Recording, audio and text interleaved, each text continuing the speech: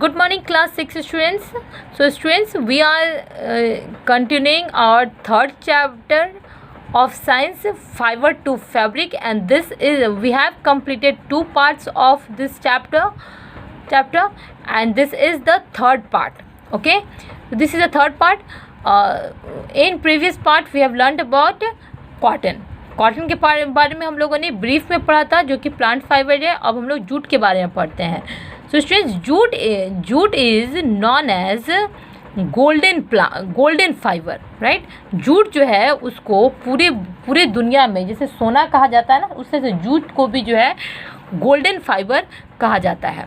ये जो है mainly Ganga Brahmaputra delta India में जो है मेनली उधर साइड में होता है, गंगा ब्रह्मपुत्र डेल्टा साइड में होता है. और ये जो है ये हमें कैसे मिलता है? It is obtained from the stem of the jute plant. यानी कि ये जो है स्टेम, यानी कि जूट प्लांट का जो स्टेम होता है जो, उससे जो है हम लोग इसको हमें जूट मिलता है. ठीक है. अब और ये जो है क्या बोलते हैं कि ये जो है बहुत ही चीपेस्ट होता है. जूट जो होता है ये बहुत चीपेस्ट यानी कि सस्ता होता है और मोस्ट अफोर्डेबल फाइबर होता है. और ये जो है जल्दी हर जगह अवेलेबल हो जाता है हमें इजीली से. और ये जो है इंडिया जो है जूट का लार्जेस्ट प्रोड्यूसर कंट्री है. इंडिया में जो है जूट का जो है बहुत ज़्यादा मात्रा में खेती होती है. ये से कौन से कंट्री में जो है जूट का खेती होता है? तो ये जो है इंडिया में होता है, नेपाल में होता है, बांग्लादेश, पाकिस्तान और थाईलैंड में, इन जगहों पे होता है. हमारे इंडिया में कौन सी जगहों पे होता है जूट की खेती? तो ये जो है बिहार में, असम, उड़ीसा, आंध्र प्रदेश, वेस्ट बंगाल, इन सब जगहों पे होता है. अब बात करते हैं कि भाई क्लाइमेट हमें कैसा चाहिए जूट की खेती के लिए, कि क्या कंडीशंस चाहिए जूट की खेती के लिए. So it requires warm and wet climate with very high humidity.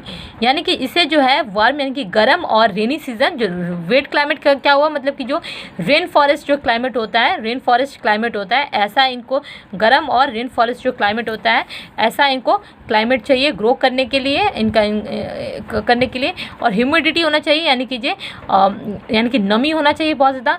फिर उसके बाद ये जो है एलुवियल सॉइल में ग्रो करते हैं. एलुवियल सॉइल में होता है वो सॉइल जो कि साल्ट जो है, यानी कि जो साल्टी सॉइल होता है. ठीक है. Salts are most suitable for it. ठीक है. Alluvial soil rich in salts, यानी कि इन एलुवियल सॉइल्स जो होते हैं ये जो थोड़ा साल्टी सॉइल होते हैं. करेक्ट. अब जूट के लिए बात करते हैं तो sowing of jute plant is done in March. यानी कि जूट का जो प्लांट जो है उसका प्लांटेशन होता है वो जो है मार्च के महीने में करीब होता है, मार्च अप्रैल के मंथ में होता है. और इसका जो कटाई होता है वो जो है अगस्त सितंबर में होता है. ठीक है. तो कितना हुआ भाई? मार्च, अप्रैल, मई, जून, जुलाई, अगस्त, यानी कि अप्रॉक्स जो है 5 to 6 मंथ जो है इतना समय लगा. तो jute is an 8 to 10 feet high plants. यानी कि जो जूट का जो है हाइट होता है करीब वो 8 से 10 फीट का होता है. After about 3 to 4 month it wears yellow flowers. यानी कि जब इसको हम लोग जूट का प्लांटेशन करते हैं तो उसका करीब वो 3-4 महीने का हो जाता है. तो उसके अंदर जो है फ्लावर्स लगने लगते हैं. और जो फ्लावर्स लगते हैं वो जो है येलो कलर के फ्लावर्स जो है लगते हैं. उसके बाद ऑन मेच्योरिंग का मतलब क्या हुआ? जब जो है वो मेच्योर हो जाता है, यानी कि जब जो वो बड़ा हो जाता है, यानी कि जो उसके अंदर वो जो है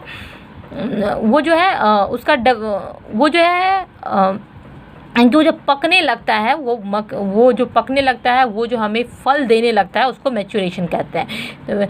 तो मेन की मैच्योरिंग कहते हैं. It stems becomes very hard. यानी कि जो वो जो है हार्ड होने लगता है, उसका स्टेम जो है वो हार्ड होने लगता है. और जूट जो प्लांट है उसके बाद जो है उसकी कटिंग करने लायक मतलब कि वो हो जाता है. तो when it is at a flowering stage, जब वो फ्लावरिंग स्टेज में होता है तो the stem normally harvested when it is तो उसको जब उसका कटिंग कब होती है? जब जो है वो फ्लावरिंग स्टेज में जब वो होने लगता है, यानी कि उसका लोग प्लांटेशन किया जब उसके अंदर फ्लावर वगैरह जब लगने लगते हैं तो उसका कटिंग करना शुरू कर दिया जाता है.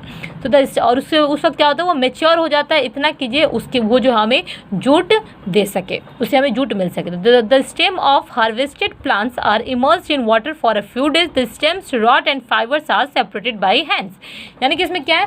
तो स्टेम को जो है उसको हार्वेस्ट करके उसको क्या कहता है, उसको पानी में फेंक दिया जाता है, यानी कि पानी में उसको डाल दिया जाता है और उसके बाद जो क्या होता है वहाँ पे वो जो धीरे धीरे जो है सड़ना शुरू करता है, स्टेम जो उसका रॉट होता है यानी कि सड़ना शुरू करता है। उसके बाद जो है हम लोग जो है उसको निकाल लेते हैं वहाँ से, और जो उसके फाइबर्स को जो हम लोग हाथों से उसको सेपरेट यानी कि जो उसको हम लोग हाथों से उसके फाइबर्स को हम लोग निकाल लेते हैं उसके स्टेम से, ठीक है। तो during the sinkage the gummy substance holding the jute fibres to the stem rots, यानी कि क्या होता है जो हम लोगों ने जूट का प्लांटिंग किया हुआ है तो उसका जो स्टेम जो होता है उसके अंदर जो गमी सब्सटेंस जो होता है यानी कि वो जो चिपका रहता है उसको पानी में डालने पे वो सड़ने लगता है, और सड़ने के बाद जो है वो जो है उस जो है अपने आप जो है वो अलग होने लगता है, जूट जो है वो स्टेम से अलग होने लगता है और हम लोग उसको जो है निकाल लेते हैं, ठीक है। तो इस तरह से जूट जो हम लोग हाथों से निकाल लेते हैं, और इन जूट फाइबर्स को हम लोग क्या करते हैं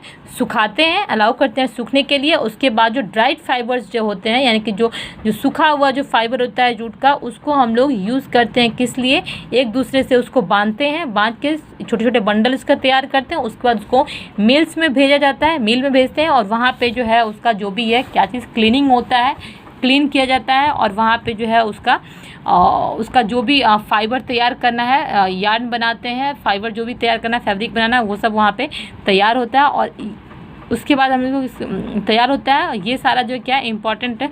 तो jute is the second most important fibre after cotton, ठीक है। तो इसलिए कॉटन तो भाई सबसे ज़्यादा जो है कॉटन का इस्तेमाल होता था, लेकिन उसके बाद जो है सेकंड नंबर पे जूट का इस्तेमाल किया जाता है। ये जूट जो है इसको हम लोग यूज़ कर सकते हैं क्लॉथ्स को रैप करने के लिए, यानी कि क्लॉथ्स को जो है रैप करने के लिए यूज़ कर सकते हैं।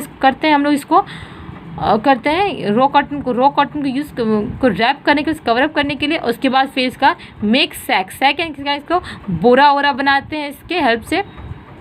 कोर्स क्लॉथ, यहाँ पे जो बैग वगैरह जो है इसका जूट का बैग जो है वो तैयार किया जाता है, और इसको जो है ऑल्सो यूज़ किया जाता है क्या चीज़, चेयर का कवर बनाने के लिए, कारपेट वगैरह का कवर बनाने के लिए, यानी कि इन सब चीज़ों के लिए इसका जो है क्या यूज़ किया जाता है। ये जो है जूट जो है वो ईज़िली किसी दूसरे फाइबर के साथ ब्लेंड हो जाता है, और इसका जो कल्टीवेशन जो है और इसका जो मतलब कि इसका जो हम लोग कल्टीवेशन करते हैं यानी कि इसको जो हम लोग प्लांट करते हैं तो इसके अंदर बहुत ज़्यादा खर्चा नहीं होता है, बल्कि बहुत सस्ते में जो है इसको यानी कि हम लोग उत्पादन कर सकते हैं, जूट का बहुत सस्ते में उत्पादन कर सकते हैं। और सबसे बड़ी बेस्ट पार्ट ये है कि ये जो है इन्वायरमेंट फ्रेंडली होता है, ठीक है, काफ़ी स्ट्रॉन्ग होता है और ड्यूरेबल होता है।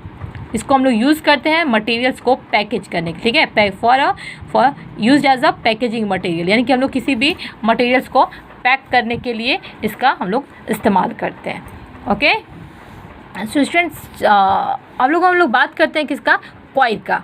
ये हमारा जूट कंप्लीट हुआ, अब कॉयर की बात करते हैं। कॉयर क्या है, कॉयर जो है वो नारियल जट्टा कहते हैं, यानी कि ये जो है coir is fibre use for mats, pillows and floor covering, यानी कि इसका जो है कॉयर को हम लोग क्या करते हैं, जो मैट वगैरह घर में जो मैट वगैरह रहता है, जिस पैर वगैरह पोंछने के लिए यूज़ करते हैं, तो उन सब का वो सब जो है इन कॉयर से बनता है। पिलोज़ वगैरह भी बनता है, और फ्लोर कवरिंग यानी कि फ्लोर का जो कवर करने के लिए जो सारी चीज़ें बनती हैं ये सब जो है कॉयर से यानी कि नारियल जट्टा से बनता है, ठीक है। इसको कैसे ऑब्टेन किया जाता है, इसे जो है जो कोकोनट होता है, नारियल जो होता है उसका जो आउटर शेल होता है, आउटर शेल, उससे जो है इससे जो है इसको सारा जो है ये मतलब ये जो है उन नारियल का जो आउटर कवर होता है, आउटर शेल होता है, उससे जो है इस फाइबर को ऑब्टेन किया जाता है और उसके बाद इसको फैब्रिक बनाया जाता है। For removing fibre from coconut, इस फाइबर को कोकोनट से रिमूव करने के लिए क्या किया जाता है, इसको जो है सैलिन वाटर जो है उसके अंदर इन कोकोनट्स को डुबो के रखा जाता है, इसे डुबो के रखा जाता है, और जो उसके बाद इस फाइबर्स का क्या करते हैं, ऑब्टेन करते हैं, जो कि ब्राउन कलर का हो जाता है, और इसके बाद इसका ब्लीच किया जाता है, डाइट किया जाता है, यानी कि डिफरेंट कलर में ब्लीच किया जाता है, डाइट इसका ब्लीचिंग होता है, इनकी सफाई होता है, क्लीनअप होता है इसका, एंड उसके बाद इसको डाई किया जाता है। और उसके बाद ये इसका जो है बेनिफिट ये है कि ये जो कॉयर होता है वो वाटर प्रूफ होता है, resistant to damage by salty water, यानी कि ये साल्टी वाटर, देखिए जब हम लोग कॉटन क्लॉथ्स वगैरह पे हम लोग साल्ट वाला जो पानी डाल दें, अगर हम लोग कॉटन के जो हमारे कपड़े हैं साल्ट वाला पानी जब हम लोग डाल देंगे तो क्या होता है, कपड़ा वपड़ा जो हमारा ख़राब होने लगता है। लेकिन ये जो है जो है साल्ट वाटर से जो है डैमेज नहीं होता है। घर में मैच वगैरह रखते हैं उसके ऊपर साल्ट वाला पानी में रखिए तो उससे जो है डैमेज नहीं होता है। ऊपर से क्या वाटर प्रूफ होता है, ये resistant to weather and everything, ठीक है। यानी कि ये वेदर वगैरह का इस पर जो है कोई फ़र्क नहीं पड़ता है कि भाई गर्मी का मौसम है तो ख़राब हो जाएगा, ठंडा के मौसम पे इन सब का कोई फ़र्क नहीं पड़ता है। तो इस तरह से कॉयर भी जो है वो काफ़ी अच्छा फाइबर है जो कि हमें प्लांट से ऑब्टेन्ड होता है। ओके स्टूडेंट्स, तो ये हमारा थर्ड पार्ट हम लोगों ने कंप्लीट कर लिया। अब हम लोग मिलते हैं फोर्थ पार्ट में।